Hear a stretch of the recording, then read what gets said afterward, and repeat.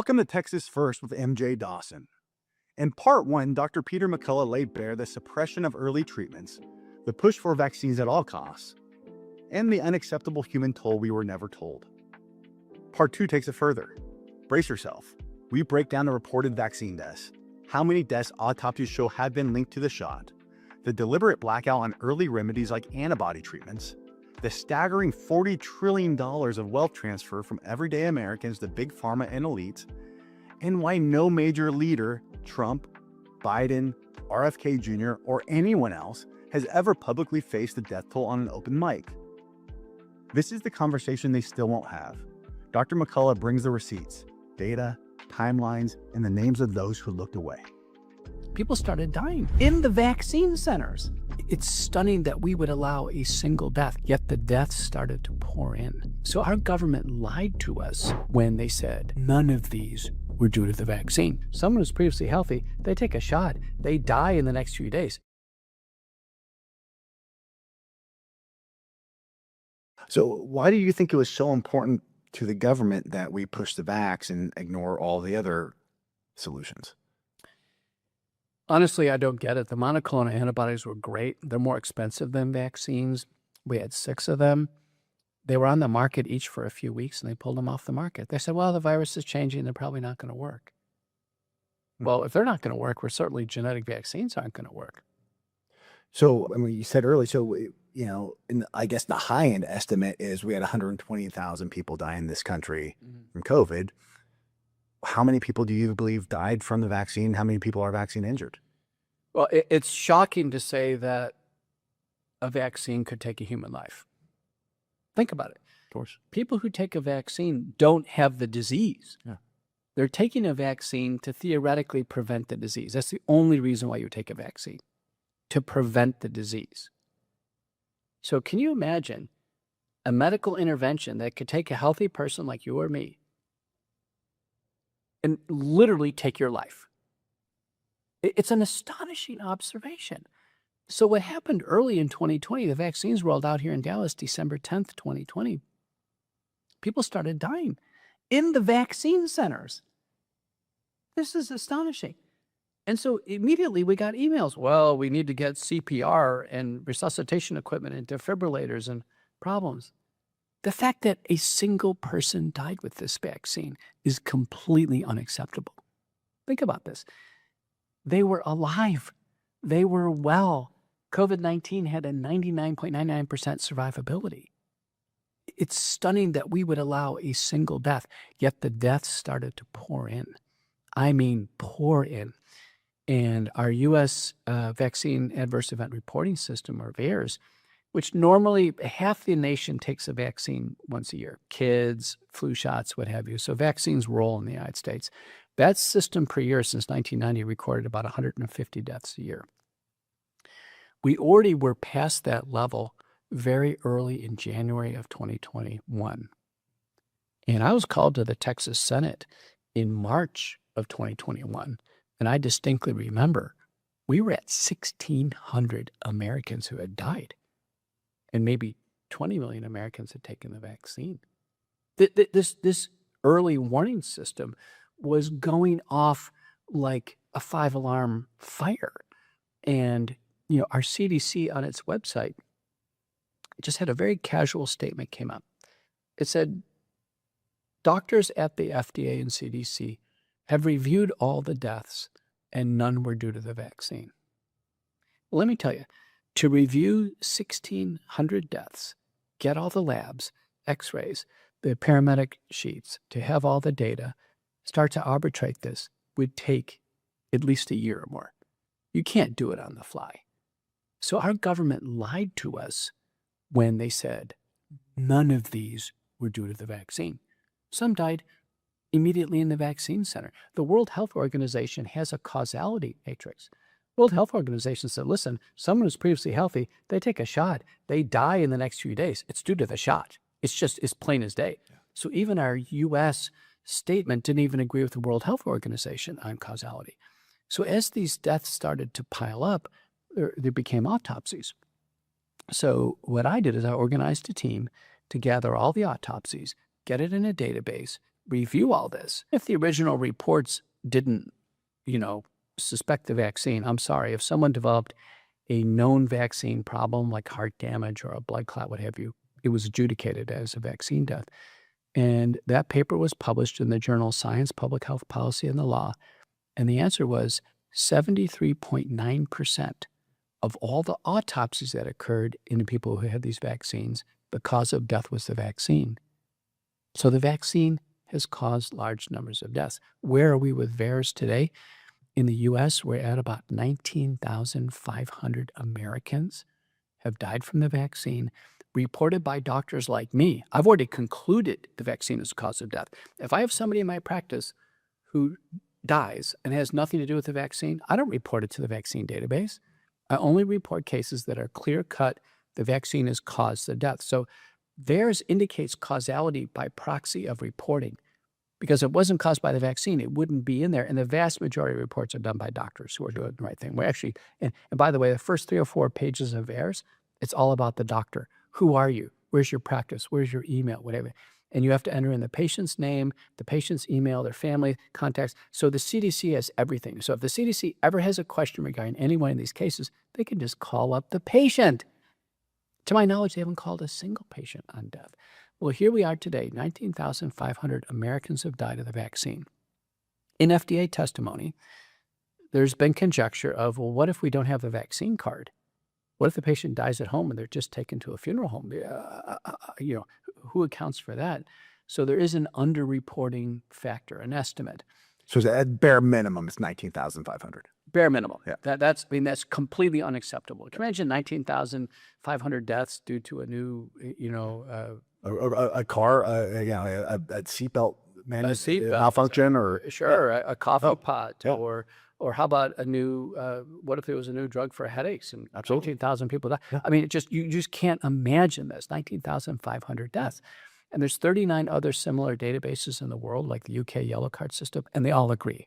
They all proportionally have seen the same number of deaths. But the underreporting factor in US FDA testimony is about 30, meaning you take that 19,500 and multiply it times 30. The answer is, as we sit here today, I would testify we've lost between 550,000 and 600,000 Americans due to the COVID-19 vaccine. No mention by Trump or Alex Azar or Xavier Becerra or Stephen Hahn or Robert Califf. No mention by Biden. No mention by his team. No mention by Trump, Macri, Bhattacharya, RFK. No mention. Trump just gave his State of the Union address, the longest on record. Yeah. Couldn't find time to mention the vaccines. He mentioned Iran several times, but the longest in record. Here we have this rolling American catastrophe, and no one is saying a word. Now, sadly, some people who actually know what's going on still are not saying a word. Now, I've been on RFK's podcast before he went into office. I talked to him like this. Yeah. He knows for sure the vaccines have caused large numbers of deaths. Absolutely. He hasn't said a word. And to Why? me, that's the greatest concern. And you know what? Trump is not immune either. By personal conversation, Senator Ron Johnson has sat on Air Force One on a long flight. He's reviewed everything with Trump. Senator Ron Johnson will tell you Trump knows the COVID vaccines have caused catastrophic death in the United States. Trump knows. There's a Rasmussen survey, which is a representative U.S. population survey of adults. And 56% of American adults believe the COVID vaccines have caused large numbers of deaths. This is astonishing. No government in the world has admitted that these deaths are going on. No government in the world has initiated a safety review. No government in the world has opened the vials to inspect them for quality or purity. And no government has pulled them off the market. They're still in 140 markets worldwide. It's criminal. It's mind-boggling. People have said, well, Dr. McCullough, what if you went to Washington? I said, the first thing I do is I pull these off the market. And they say, well, Trump would fire you. I said, let him try. Yeah. I'd walk into his office, and it'd be 2 minutes with Trump. I say, listen, these things are gone. They're not safe. I'm a doctor with medical authority. You're not. They're gone. Yeah. Period. I don't care what you try to do. It's not Trump's call. The people who have the authority to pull these off the market are Robert F. Kennedy and Marty McCullough. They're in the hot seat. And since they've taken over, there's been about 500 deaths on their resume now. Listen, everybody is having a problem develop for them professionally. There is blood on their hands. And that's just this. I mean, I would imagine there's a whole lot of other health conditions that are causing. Almost everybody I know that took the vax is in way worse shape now than they were 5 years ago. It's stunning. I mean, virtually every disease possible. You know, from the Pfizer dossier, which Pfizer tried to block its release for 55 years in court. The FDA wanted to withhold Pfizer's 90-day safety data. The U.S. FDA did in court. And fortunately, civil liberties attorneys prevailed. We got the release of the documents slowly. But there was over 1,400 different new diseases caused by these vaccines because the vaccines load the spike protein from the virus in the body. The spike protein was devised in this Chinese biosecurity lab. It's not a natural protein. We can't break it down. It gets into all the tissues. We've seen diseases like you just can't imagine. And public figure after public figure go down, and they make no mention. I mean, here's an example. I think a former President Biden, he's publicly taken 6 COVID-19 vaccines, messenger RNA vaccines. The vaccine doesn't get out of his body. Yeah. We have one of my patients here in Dallas. We've studied him in research. He has circulating Pfizer in his bloodstream 3.6 years after the shots. Human body can't get rid of it. The spike protein is multiplying in his body. He's loaded with it. So what happens to Biden? He develops clearly advanced, neurocognitive disease. And it's interesting. It's not pure Alzheimer's and it's not pure Parkinson's, but it's a blend. And that's exactly what I've observed in my practice. And there's a paper from Rowe and colleagues in Korea clearly showing as soon as you take these shots, the risks of dementia skyrocket. Wow. That happened to Biden. The other thing that happens to Biden, as he's president, remember the president is getting very meticulous care. Yeah. I said, I'm a doctor. It's easy to check the prostate and measure the blood PSA. We stay on top of this. In my practice, I never let my patients ever get advanced prostate cancer because we're on top of it. It shouldn't happen. Yeah. What happens to Biden in the presidency? He develops a turbo cancer.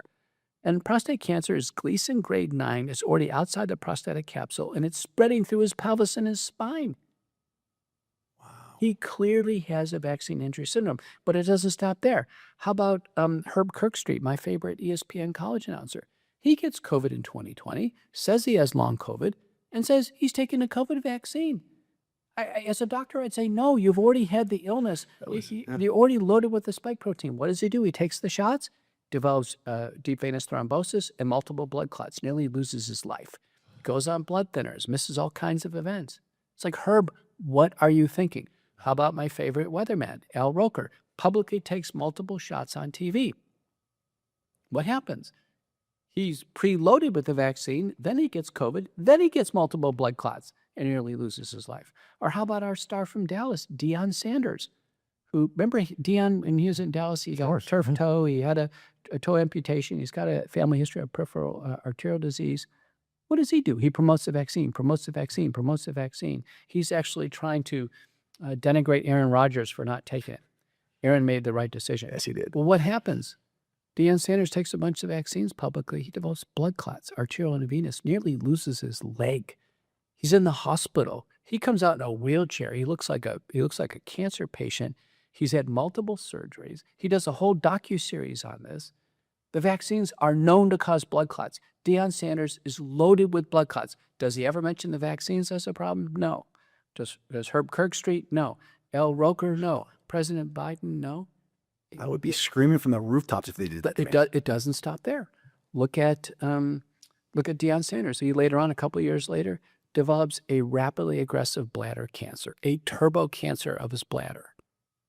I'm a medical doctor. I've seen patients for 4 decades now.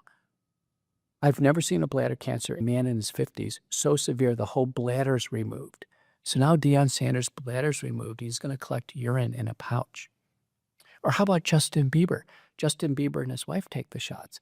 Hailey Bieber gets a blood clot, goes to her brain, and she actually has to have it retrieved with a interventional radiology device, Justin Bieber develops a classic vaccine injury syndrome called Ramsey-Hunt that affects his hearing and his eye. He can't go on stage anymore. Or how about this one? This one's probably takes the cake. Sean Casten, Democratic congressman from Illinois, pushing the vaccine, tweeting, got to take the vaccine. How do people know this vaccine is going to be safe or even work? Right? But somehow he knew. He's pushing it. As soon as I can, I'm going to have my daughters take the vaccine, his kids. So he has Emily, his 16-year-old daughter, take the COVID vaccine early. Who would do that? A child. Who's at no risk of risk, COVID none. at all. Well, guess what? She takes the vaccine. A few weeks later, he finds her dead in bed. So he loses his 16-year-old daughter. And instead of putting two and two together to say, oh my God, this vaccine, I need to warn others, he comes out and says, you know, we just need to enjoy our time together. It's like, oh, well. And, you know, in 2021, this is astonishing. We've had a whole U.S. Senate hearing on this. This idea of getting heart inflammation and having a cardiac arrest, it was suppressed by the U.S. government. The Israelis... We're watching it live on TV in these football games. Yeah, we watched it happen in the European leagues and soccer. But the Israelis sent a communication to the White House, Biden, all the HHS administration. So listen, we got 62 cases of COVID vaccine heart inflammation, myocarditis, in the military. 2 are dead. So we knew by February of 2020 that the vaccine directly caused death due to myocarditis and cardiac arrest. The government actually tried to hide this. The communications say, ooh, we better not let this go out because it's going to reduce our enthusiasm for vaccination. Similar communications, by the way, occurred in Australia. Melissa McCann in Australia reported. So by February of 2021, correct, they knew this. It was known. Now, So with this 2 weeks into Biden's presidency, right, they know this already. Second month of Biden, but they knew, and it's covered up. We've actually, or Senator Ron Johnson has generated a Senate report. There was a cover up. But let me tell you, by August of 2021, Washington University in St. Louis, the first author is Verma and colleagues, New England Journal of Medicine, 42-year-old man takes 2 shots of Moderna, comes in, I think 2 weeks after his second shot, and dies right in front of them of massive heart inflammation. They can't save him. They can't save a 42-year-old man in Washington University in St. Louis, one of the best medical schools in the country. They do an autopsy. He has fatal Moderna vaccine myocarditis. They show pictures of it in the New England Journal of Medicine. No comment from the US FDA, no comment from public health authorities, no comment that medical schools, listen, I was at a major medical center then. We didn't have any grand rounds on this. There was no email that came out. No one showed any alarm, as if patients are almost in a suicidal, homicidal trance at this stage. It's astonishing. And then Gil, this is amazing. 2 deaths. Gil's a pathologist. 2 boys, age 16 and 17. They take Pfizer. The parents find them dead in bed a couple days after the shots. They call for autopsies appropriately. Autopsies are done. You have pathologists at Michigan and Connecticut, even University of Minnesota gets involved. They analyze the deaths of these previously healthy teenagers, previously healthy kids, just like Emily Keston. And the conclusion, fatal Pfizer vaccine myocarditis. They publish it in Archives of Pathology in late 2021. It's in the peer-reviewed literature. What rational doctor seeing this would ever recommend these vaccines? I'm a cardiologist. I could never do this. I could not look at a patient in the eye and say, here, take a COVID shot, knowing that it could take their life. So what do you recommend for people that did take the vax, that want to be able to get back to be as healthy as it can be? What do you recommend for them? It's critical. And by the way, in many ways, the infection is also of great concern. 90% of us have had it. Some of us have had it multiple times. Everything we can see, blood clots, cancer risks, autoimmune problems, they can occur after the infection and the vaccine. Now, myocarditis is different. It doesn't look like the infection causes myocarditis. With the infection alone in 2020, there were no bona fide cases. And the autopsy studies have never found the virus in the heart or heart damage. So that's actually a false claim by the American College of Cardiology that says there's more myocarditis from the infection than the vaccine. I've heard that. That's completely incorrect. So they've never found any cases of someone catching COVID, developing myocarditis from the COVID, correct? Correct. There's never been an MRI confirmed case or a clinically adjudicated case. Wow. It's a false claim. Now, it comes from automated data that show elevations in what's called blood troponin in the hospital, which occur with other pneumonias. And it's just like this casual association, never investigated. Whereas we have COVID vaccine myocarditis, autopsy proven, nailed down. I mean, we've just got this down. And it's a ridiculous suggestion by the cardiologist to say, well, the infection causes more myocarditis than the vaccine. So therefore, take the vaccine and get more myocarditis. Yeah. No one would do that. No rational doctor would say that. It would say treat the infection or prevent the infection. Don't take vaccines that cause heart damage. So for the first time in the history of cardiology, doctors who are charged with protecting the heart with everything we do in cardiology now are advising a product that damages the heart and kills the patients. Patients are freaking out when they go to a cardiologist. I just saw a patient yesterday in the office. He said, I don't know what to say. My cardiologist is telling me to take more shots. I'll give you one more vignette. A man, he's a consultant. He's in his 60s. He's had prior bypass surgery. He's had a defibrillator put in because his heart is weak. But the guy's traveling. He's consulting. He takes one shot of Pfizer. One. Destroys his heart. He goes into cardiogenic shock. He's in collapse. They're airlifting him into Emory University Medical Center. His heart's so weak, he goes on life support. He needs an emergency transplant. He gets a transplant. It gets infected. He has a stroke. Oh, yeah, I'm telling you, transplant is not a picnic. At 6 months, he gets out. He's in a hotel room, and he calls me. He said, Dr. McCullough, he told me his story. I said, oh, my God, this is a horrible story. He said, the reason I'm calling you, they want me to take a second shot. That's how maddening this is. It's madness. The first shot nearly killed him, caused him to need a heart transplant. So think about this. If the heart is already weak and you take a shot that causes heart damage, it can directly lead to death. There's untold numbers of senior citizens who died after these shots, and we'll never know. Yeah. We'll never know. So we've learned that the vaccines, at least Pfizer and Moderna, they don't leave the body quickly. We believe Janssen, the body does dispose of the adenoviral vector. And then with Novavax, it's just the spike protein. But the spike protein produced from all 4 brands of vaccines is long-lasting in the human body. The spike protein is about, remember, the virus is a ball, the nucleocapsid, and the little spikes on the surface. The spikes is what we're talking about. Spike protein is about 1,200 amino acids, about 12 glycosylated side chains, 3,400 base pairs code for it. It's foreign.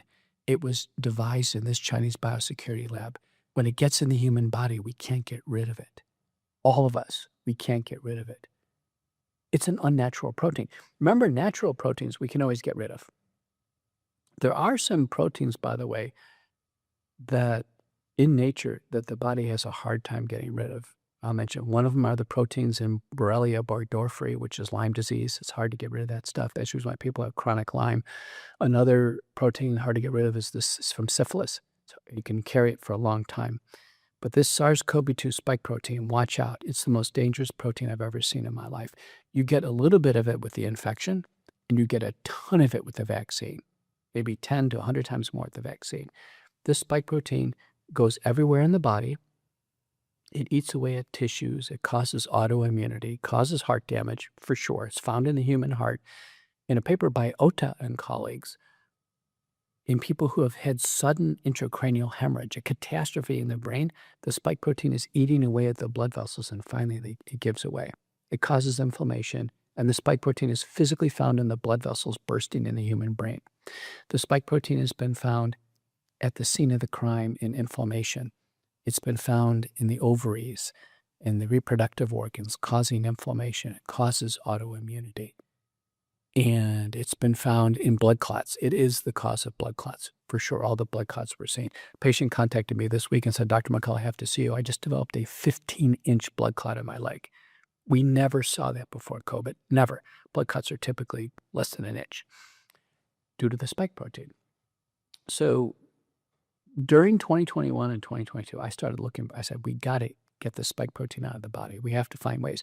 Government doing nothing, academic institutions not recognizing the spike protein. I was publishing on it. I knew this was a cause of disease.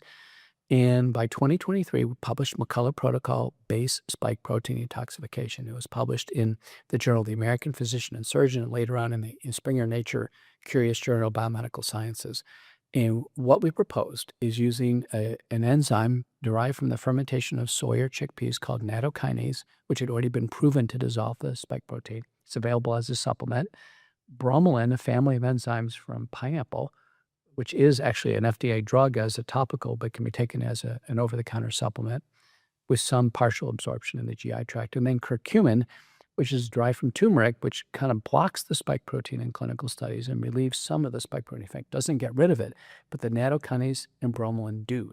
We combine that in the wellness company. We actually formed a company, and we produced the ultimate spike detox, which is the highest dose clinical grade combination of nattokinase, bromelain, curcumin, and minor ingredients. There's 4 minor ingredients in this that we believe help. This, at this point in time, this is the only evidence-backed, most widely used product for people who have taken the vaccine or have had COVID. Ultimate Spike Detox. Where do people get this? Ultimate Spike Detox, get it on the website, twc.health/focal points. That'll give you a discount. That's kind of the best financial deal. If you want to get it quickly, get it on Amazon. But Ultimate Spike Detox, the gold label, it has my name on it. It's copyrighted in my name for responsibility. We intentionally did not patent this, by the way. We had some discussions. Should we patent this? No.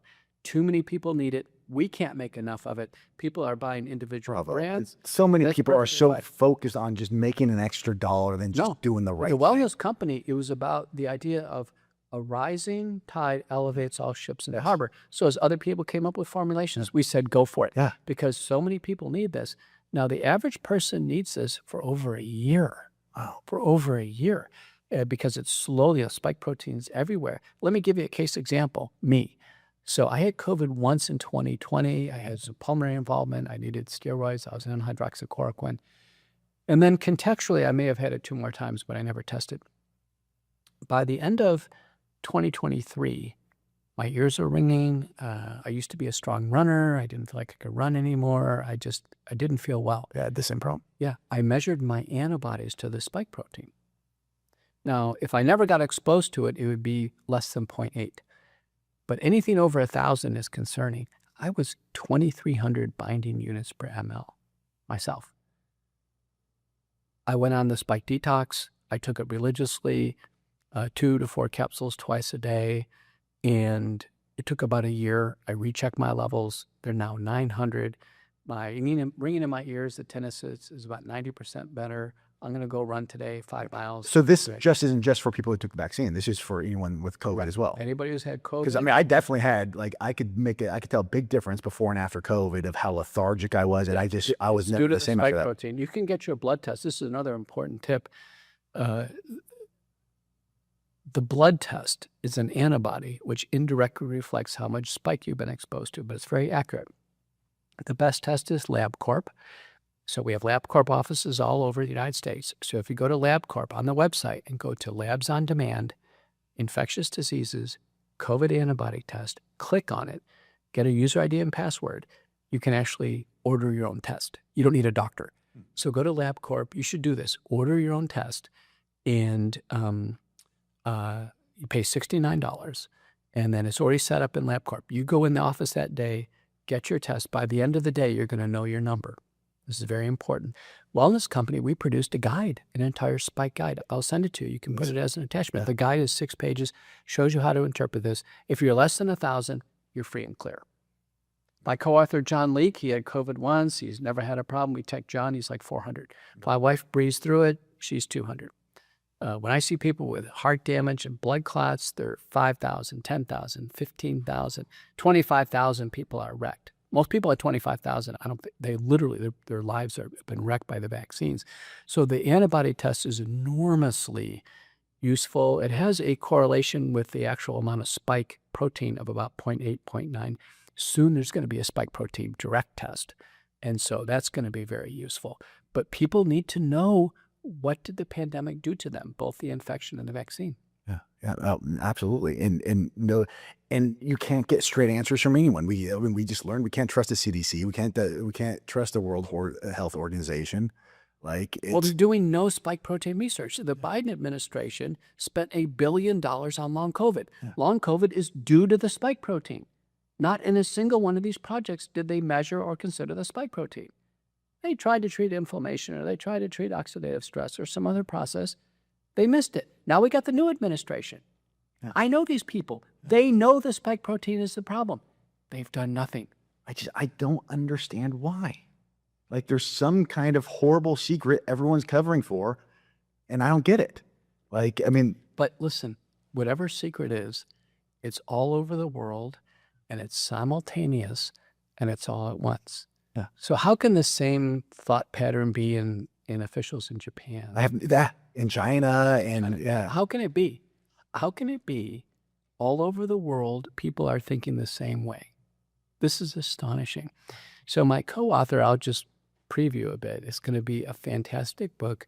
John Leake, who's probably one of the best contemporary authors. He's clearly the world's greatest historian right now. He's right here in Dallas. John should probably be on your show. He's just submitted his manuscript on what's called mind viruses. Mind viruses. And Elon Musk is using this. Wait, actually, literal mind viruses, or the Elon Musk of, like, you've been propagandized. That's it. Yeah. Mind virus, Elon Musk actually just tweeted this out yesterday, that there's some type of contagiousness of thinking. Contagiousness of thinking. And people begin to think the same way. No, it's everything but the spike protein. I don't know what's causing it. Yeah. Patients come in. I had a patient not take the vaccine, but had COVID a couple times, developed a blood clot from his ankle to his hip. He goes into the Mayo Clinic. He goes, listen, I just had COVID. I think the blood clot's due to COVID. And I'm telling you, the literature has hundreds and hundreds of papers showing the infection clearly causes blood clots. Clearly. Yeah. And it's the spike protein from the infection is in the blood clots. It's physically there. Mayo Clinic says, no, it's not due to COVID. It's a complete oblivion. The chief of cardiology there is someone who trained under me at University of Washington.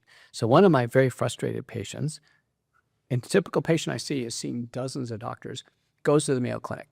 He said, I am seeing Dr. Peter McCullough in Dallas, Texas for this. Now, I'm the most published person in the world on this. Yeah. There's nobody at Mayo Clinic who's published more on this. And they said, we know who Dr. McCullough is. They do, because I've given grand rounds there. I know them. And they said, and we know about his research. He said, we do not acknowledge it.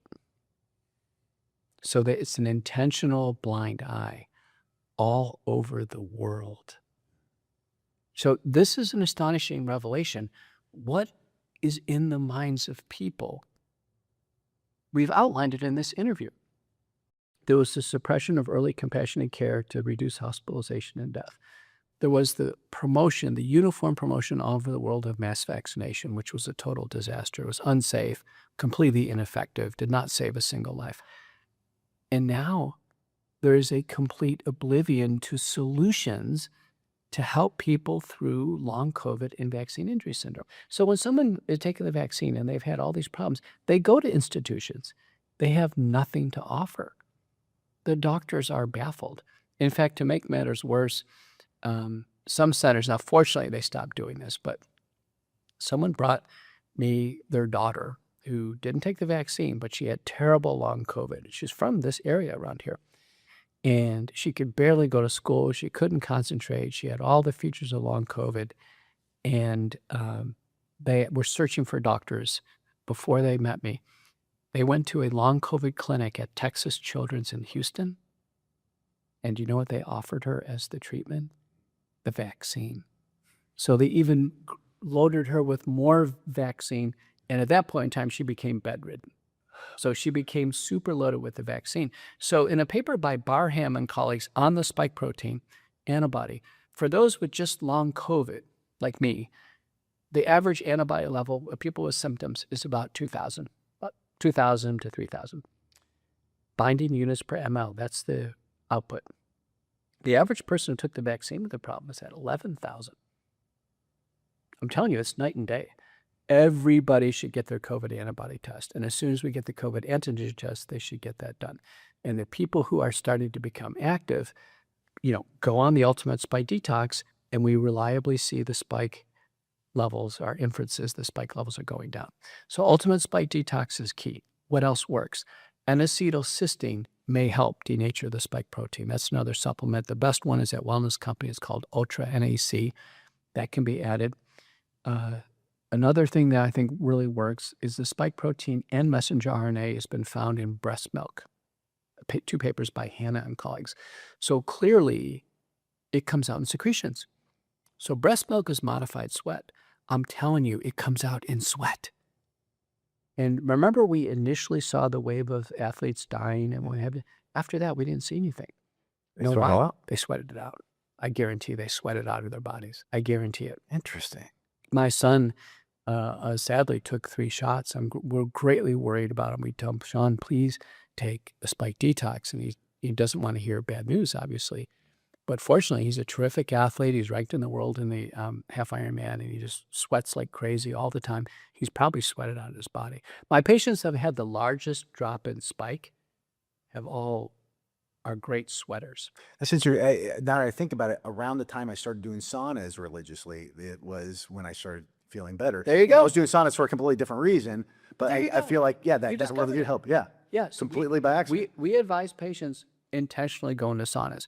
Some people say, well, doctor, I can't afford to go to Lifetime Fitness or what have you. I said, listen, get an infrared sauna. The little teepees at home, go in there, put on a winter cap, bring in some electrolyte solution and sweat. And I've had some great results with sweating and dropping the spike levels, in addition to spike detox. Spike detox probably should be continued indefinitely. It's also a mild blood thinner, which is important. I've never had somebody develop a new blood clot on spike detox or develop myocarditis, and we've never had anyone develop a cardiac arrest once they start spike detox. So we live in this interesting day where people, they don't get punished for lying anymore, but you absolutely get punished for telling the truth. So I would love to hear about all the ways they've tried to come after you, all the lawsuits you've had to deal with, all the ways, just for doing nothing but tell the truth. From the outset, I don't lead with that. I know some doctors do. I don't lead with that because this great crisis that we've been in, this time of great controversy, is really about people who have been, diseased or disabled or have lost their lives from the infection or the vaccine. Fortunately, you and I are not in that category. We've done okay. So it's really not about us with preserved health. It's really about those individuals.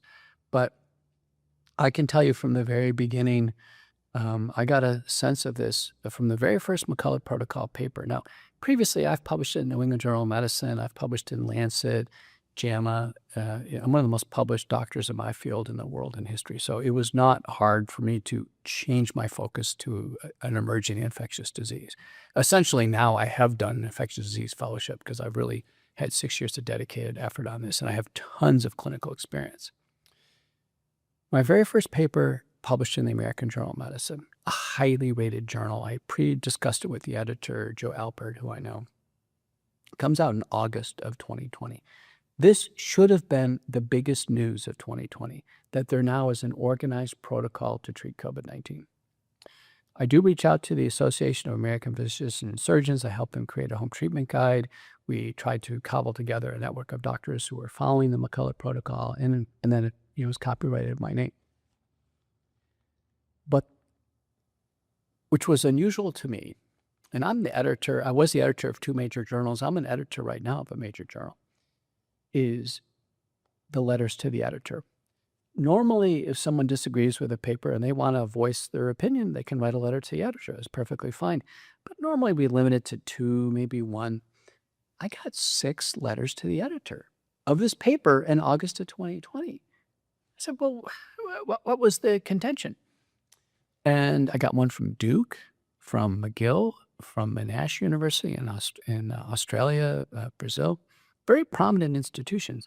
They said, Dr. McCullough, you can't treat COVID-19. You can't do this. You don't have enough evidence. And well, as these letters came in, there was more and more evidence. And I said, listen, this is an emerging illness. We're not going to have the answer handed to us, in large randomized trials. They take years to do. We're going to have to use our clinical judgment and find products that have signals of benefit, acceptable safety, and put them in the combination. That was the rules that we played by with the McCullough protocol. And so each time my letter became a bit more assertive, my response, I said, overcome your fear and join me in treating people and helping them avoid hospitalization and death. This isn't a game of evidence. There will never be enough evidence. When I testified in the U.S. Senate November 19th, 2020, the minority witness, Ashish Jha, who became the coronavirus coordinator for Biden, he said that again, Dr. McCullough, you don't have enough evidence. I'm an evidence-based physician. He said, the only thing that will have enough evidence is the vaccine. Isn't that convenient if you're a vaccine promoter? Guess what? Ashish Jha was at Event 201. I'm telling you, this was about the vaccine from the very beginning. So with my paper in American Journal of Medicine and the AAPS home treatment guide, and then my Texas Senate testimony by February of 2021, before I publicly opined about the vaccines, I had no public opinion. I was asked that in the U.S. Senate in November of 2020. So, do you have any opinion on the vaccines? We had just heard a press release at that time. No opinion. Expressing no opinions on the vaccine, I was notified by my employer that that my contract was not going to be renewed. I had a very extensive contract, and a non-renewal of a contract was tantamount to termination. And there would have to be a 2/3 board vote, and the president would have to sign off as. And the reasons would be an act of moral turpitude, losing a medical license, or dying. Yeah. None of those things happened. And when this came down, I said, It's just for not having an opinion. I said, are we going to follow the contract here? No, we're not following the contract. So this is the new normal in COVID. We noticed contracts weren't being followed. And there was going to be a sequence of professional reprisals. So I've been through several of these kind of employment professional reprisals. Are we going to follow contracts? Are we going to honor anything? No. And so now I'm in completely independent practice. I only answer to myself. My office is at LBJ in Preston. If you go to www.petermcculloughmd.com, you can learn about getting an appointment to see me. And, patients come from all over the world to see me. But, the professional reprisal has been severe, but it didn't stop there. In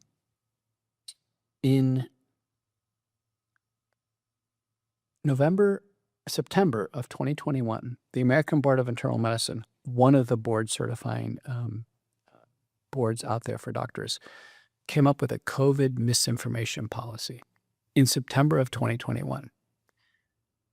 I was a frequent contributor on Fox News, Newsmax, I was on ABC. I clearly was one of the most visible doctors on COVID in the world. And among somebody board certified with ABIM, I probably was the top person. They sent me a letter saying, you violated our policy based on your March 2021 Texas Senate testimony. I said, wait a minute. I violated a policy that didn't exist at the time. They went back in time. That's ex post facto. They said, well, you need to justify all your statements. Well, I came in, I swore an oath to tell the truth and only the truth. Right? So I'm being a public citizen on my own funds, my own effort, and I am testifying before a state senate. And now I'm subject to professional reprisal from a board certification entity. Well, I respond with all the evidence. They said, we're holding a hearing, but I couldn't attend the hearing. And then the output of the hearing is none of your, and my responses were voluminous and carefully, assembled and cited. They said, nothing you said convinces us. We're recommending that your board certification be rescinded. This is after each decade you take an exam. After 4 internal medicine exams, 3 cardiology exams, a perfect clinical track record, a brilliant research career, and really my board certification is going to be rescinded. by an ex post facto targeted, they didn't follow any rules of justice at all, none. So they said, but you can appeal. So then I get into this endless appeal for years. And as this thing started to march down, I got to November 11th, 2024. And I wrote a legal letter to the American Board. And I said, I had already, secured board certification through the National Board of Physicians and Surgeons. So I already had, a good board certification backup. I wrote American Board. I said, listen, I resign. I'm out. And I reserved my rights. I just said a certified letter. They signed it. So I know I got them on this. About 3 months later, roughly, on their website, they just changed my status to revoked. Now, you can't revoke somebody's certification. They've already resigned it. They've already retired or resigned. You can't revoke it. They never sent me a letter. They know they can't revoke it. And then MedPage Today, which is a physician news service, sends a newsletter to all the doctors in the United States. They do a whole expose on this. Dr. McCullough has his board certification revoked. And we tried to contact him, but we couldn't get a hold of him. But why would they take an interest in, and they send an email to every doctor in the United States? Why would they? It's professional reprisal. You know what MedPage did the year before in 2021? And this is when I was in litigation. They sent a newsletter and they said, well, each year we have the top 20 worst doctors in America. They're doctors in orange suits, in prison, and they've abused people and all these horrible things. And then they have me. There I am in a suit and tie.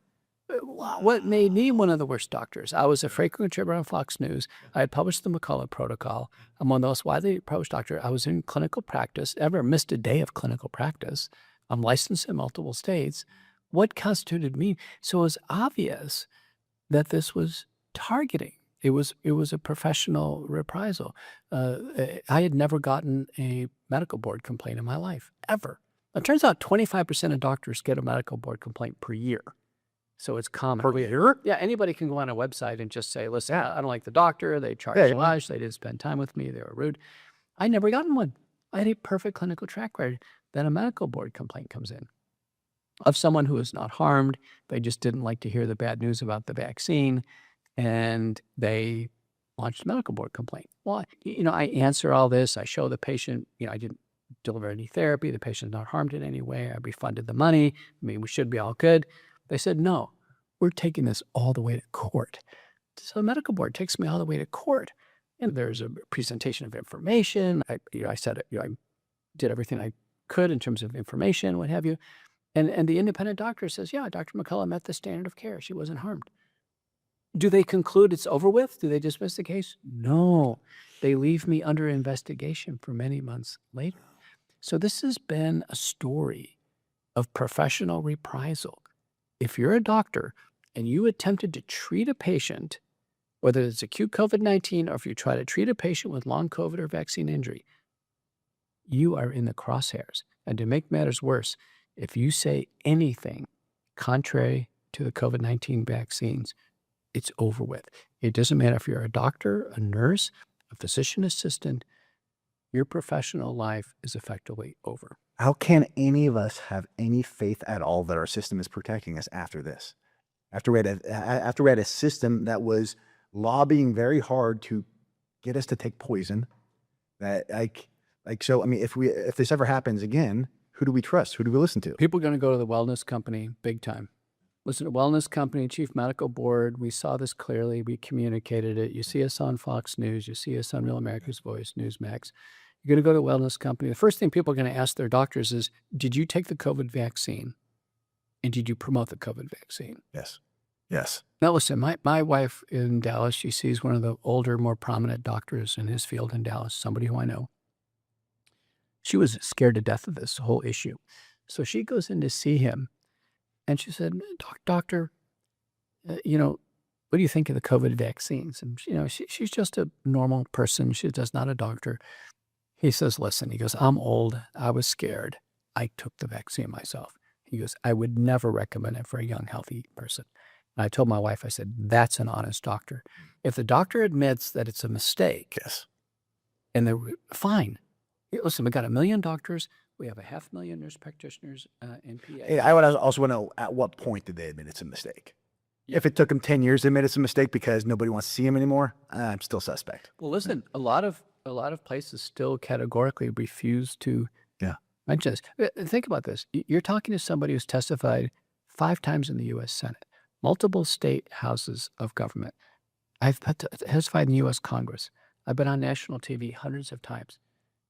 Has there been anybody from Harvard or the Mayo Clinic or any prestigious medical school out there saying the vaccines are the way to go? I really encourage you to take a vaccine. No one. These guys and girls are hiding in shame right now. See, listen, every time I testify in the Senate, Anthony Fauci's been given 90 days to show up, as well as Rochelle Lewinsky, what have you. They've never shown up. Yeah. Now, listen, last time I testified in the Senate, RFK didn't show up. Oh, wow. Wait a minute. Washington's a small place. Yeah. You're having a Senate hearing, and you're having the most published doctor in the world Yeah. on a vaccine heart damage as the lead witness, and you don't show up? Yeah. And I've always found RFK to be one of the good guys, one of the trustworthy guys. And now it sounds like he's trying to hide he's trying to hide all this from them. Well, he's approaching things he can do. I think he's been told the vaccines are off limits, that he can work on food dyes or fluoride. But remember, the government doesn't make you healthy. You know this moniker, "Make America Healthy Again"? That's a great moniker because we're talking about health like we're today, but the government doesn't make you healthy. No. You make yourself healthy. No. Man, that's so. Going forward, like how do you feel that we need as a society? Like, do we just stop trusting government altogether and we just start following the people that prove themselves? Because that's the thing I liked about COVID is it showed who the honest people in the medical industry are. It showed who the honest people in the media was.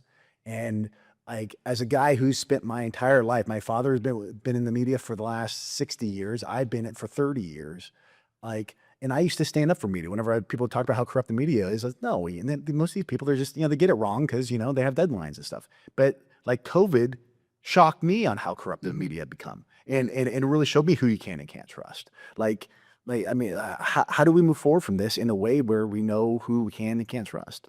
The Biden administration had a whole program called the COVID Community Corps, CORPS, and it was $13 billion offered to the media, religious communities, sports teams, leagues. The money flowed to promote the vaccines. Yeah. Were you ever approached? Me, no. I wasn't personally, but I know others that were. Yeah. So, and it's interesting, I think there's about 4,000 local TV stations in the United States. Not a single one ever held an update about what you should do if you get COVID at home. Yeah. Listen, let's bring on Dr. McCullough. These are the principles of what you should do when you get sick. Our federal government never held a town hall meeting. This is what you should do if you get sick with COVID. To this day, no one in Trump or Biden administrations, RFK included, has faced the public on an open mic. I've done hundreds of public programs across the United States. I face the public routinely. I love for you to think you have nothing to hide. And tens of thousands of people have come to Mike and said, Dr. McCullough, I have a question for you. Do you know right now you cannot ask a question of Trump? You can't ask a question of RFK or Macri or Bhattacharya. No open mic. Yeah. It's only controlled podcasts, what have you. It's heavily controlled. And that's not like, I was Trump agnostic in the beginning, and I felt, and then, I see a bullet whiz by his head. I see him get up, pump his fist. Like, it's the most American thing I've ever seen in my life. I'm so excited. He overcomes what I'd consider probably the most corrupt administration in the history of the country, beats that. And a year and a half later, it's Epstein who and war with Iran, and no one talked about the vaccine. Like this isn't what any of us voted for. I didn't vote for it, but this is not what people were supporting. And I feel like they've lost half their base, and the other half are the ones that you were talking about earlier with the mind virus that just will accept whatever they're told. Well, listen, I think that's a very good analysis, but we have a situation where the public is the single greatest health problem in the public's mind is the COVID vaccines. COVID, for sure. Yeah. That's way bigger than anything else. It's way bigger than food dyes or fluoride or 5G or anything else. Then you have these series of just stupendous things that occur. So, for instance, we're going to invade and take over Greenland. But then there's no follow-up. Nobody ever hears anything. Then we snatch Maduro out of Venezuela. But then there's no follow-up. What's happening in Venezuela? Is it anarchy now? I have no clue. No one's talking about it. Yeah, the media. And then these Epstein files were just waiting, waiting. And suddenly this guy Epstein, who apparently was everywhere, talk about He's the evil Forrest Gump. He's been a part of every single terrible tragedy since the 70s. So as you see here today, actually, Bill and Hillary Clinton are on Capitol Hill testifying. So I've been in that seat myself. So so you have the Epstein, but then you have this Russia-Ukraine war with these astronomical numbers of casualties, but there's no footage of fighter jets fighting in the sky. There's no footage of tanks blowing each other up. There's no footage of mass cemeteries anywhere. So this Russia-Ukraine war, we're just told there's a Russia-Ukraine war without verification. We're just told things that it defies logic. So, I mean, I can tell you the cell phone is powerful. Yeah. And if there were bodies piling up in Russia and Ukraine, it would be all over social media. You can't stop it. People would. Oh, you saw in Palestine. People, With a fraction of the numbers of what's going on. Well, for sure. Russia, yeah. So the first thing that happens, I think all experts would agree, there's been a tremendous casualty load for the Palestinians in Gaza. And 85% of all structures are destroyed. You can physically see that. You can't see evidence in the media or through social media. I would actually trust individual people posting things. My son died, what have you. Yeah. Recently, CNN did an expose, and it was one of the reporters, who must be Ukrainian, she can speak the language. She went there and she found one woman who still hasn't had her son come back from the war. One. And the numbers we're hearing are stupendous. I think we're in a time where every issue is prone to exaggeration. Yes. Is there something going on in Ukraine? For sure. Sure. Is Russia trying to annex it? Yeah. Russia essentially had it as a state 20 years ago. They're just trying to annex it. Are there some skirmishes here and there? Yes. Are there mass casualties? I haven't seen evidence of it. In the Israeli invasion of Gaza, what we have there is what we're told is the Israeli Defense Force, with all of their weaponry, all of their technology, most heavily guarded border in the world, just with everything they have, we are told for years they can't find hostages. For years. Yeah. And we're also told, very interestingly, they can't defeat their enemy, which they claim is Hamas. Yeah. But there's never any footage of Hamas fighting the Israelis. You think that sooner or later you'd see Hamas shooting down. Oh, it's very one-sided. Yeah. You don't see any footage of Hamas until the point of a prisoner exchange.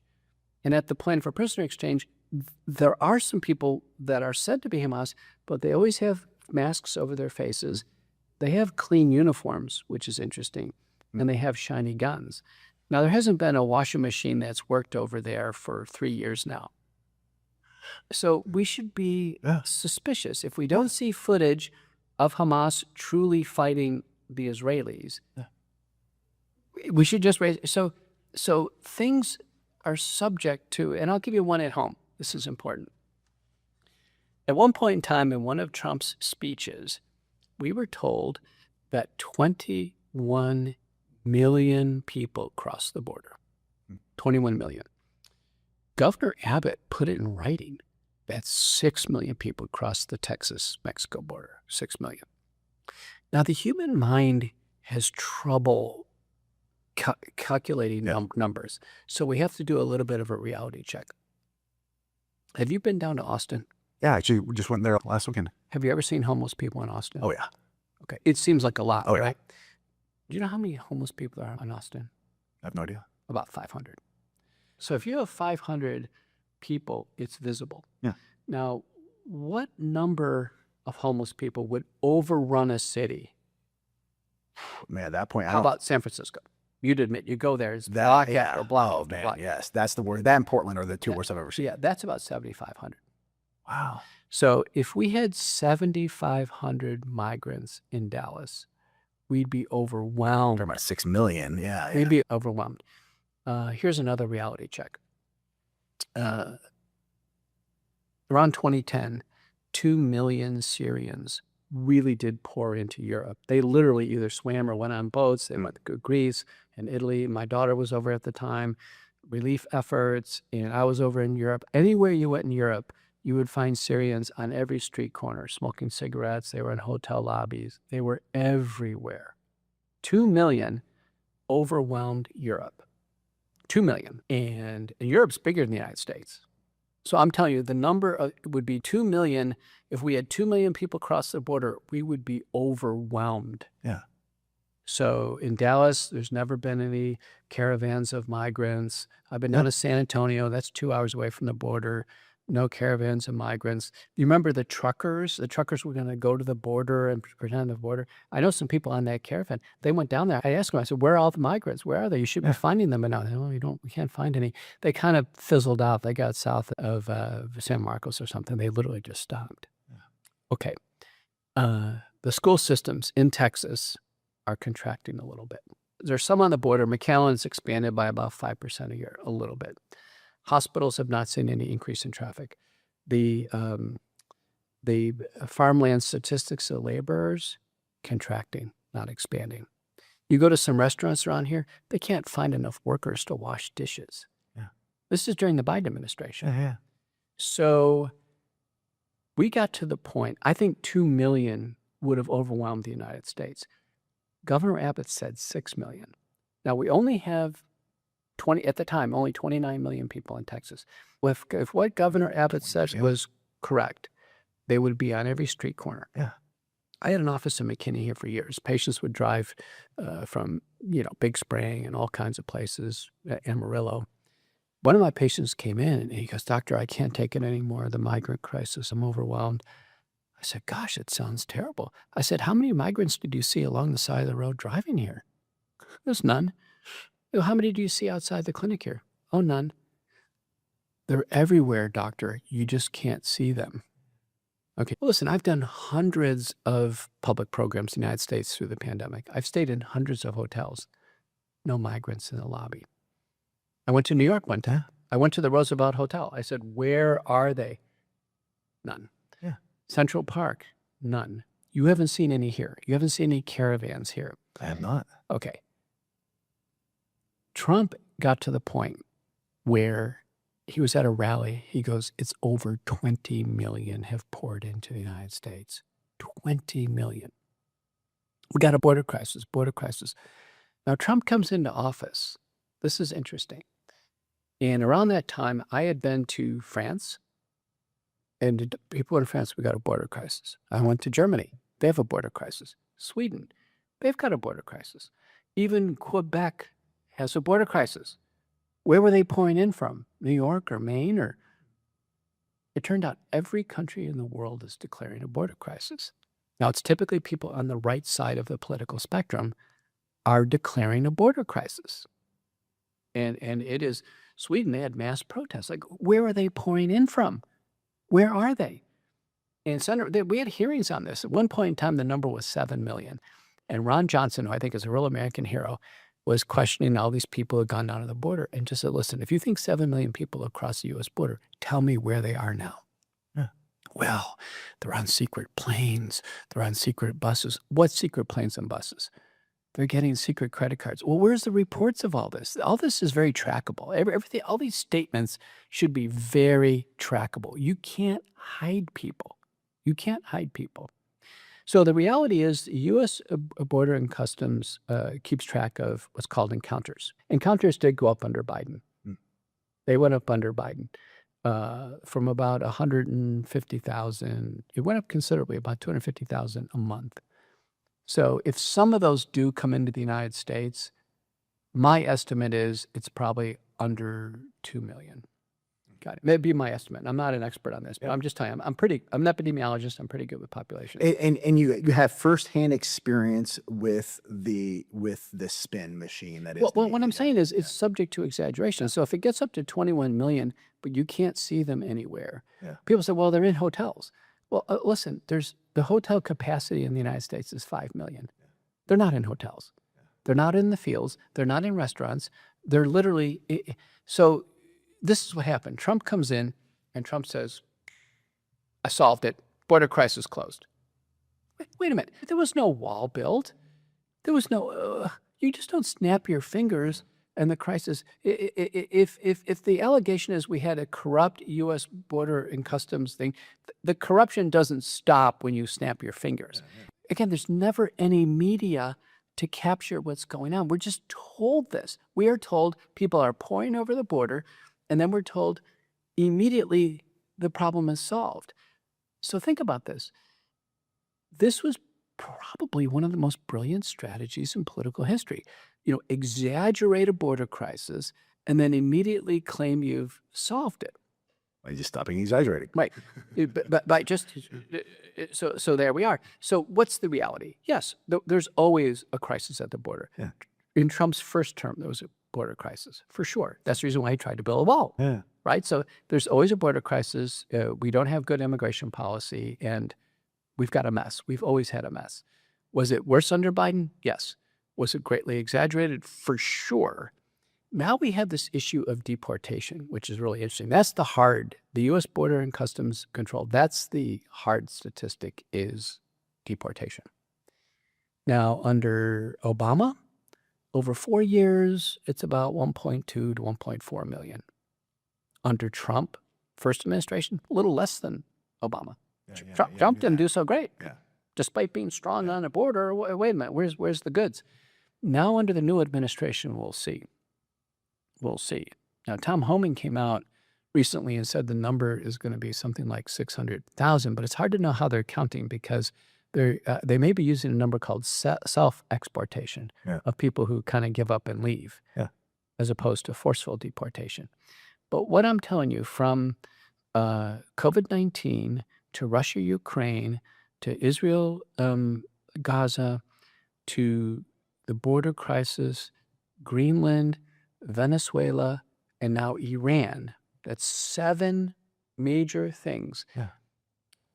It appears as if there's a confluence of exaggeration, deception, corruption, political gain. And what's happening to the American public, and the media plays a big role in this, the American public is fallen into some type of miasma or some lack of clarity in their thinking, and they can easily be convinced. The average person on the right actually believed there was a border crisis. They did. The average person on the left believed there was a climate crisis. They believed it. They really believed in it. Now the people on the left are saying, well, there really wasn't global warming. Maybe there was something else, and now people are starting to give up on this. What I'm telling you is we're in a time of great controversy. I think there is just this global lack of critical thinking. No one wants to challenge this. On the border crisis, and I rarely comment, by the way, on geopolitical things on podcasts, so I'm sure this... I feel honored. Thank you. But I published a Substack. So somebody asked me on national TV, they said, Dr. McCullough, what are we going to do with all these people pouring over the border and all their health problems? And I said, well, if we could ever find anybody, we could test them for TB. And I went through what the U.S. Borders and Customs Control. I said, if we could find any of these people. And I wrote a Substack about this, about how every country is declaring a border crisis, including ridiculous things like, Quebec. There can be no border crisis in Quebec. There can't. Sweden. There can be no border. There can't be. It's impossible. And how this is used for political gain. I got to Iceland, very remote country, and it said the fabricated border crisis. And it was a fair op-ed about how all the right-leaning political parties all over the world are using this as a campaign strategy, that we have, border insecurity, and our new administration is going to be tough on immigration and tough on illegals, what have you. It's a political strategy. It's actually not a reality. With all of these, there is some truth, Of course. and then it's greatly exaggerated for political gain. But I also think too is what you end up getting is you get a problem nobody wants to solve, because once the problem is solved, then we don't get to use it for our advantage anymore. Like I always say, like if we made racism disappear tomorrow, Jesse Jackson is out of a job. So guess who does all our racism to go away? And they say same thing with feminism, same thing with all those other things. Nobody wants to solve the problem; they just want to be able to grift off of it. But anyway, I know it's getting late, and I know you got somewhere to be. Dr. McCullough, I can't thank you enough for your time. This was this, I believe, is the best interview I've ever had. I've really enjoyed this. This is super eye-opening, and I can't thank you enough for your time. Well, it's been great to be on the program.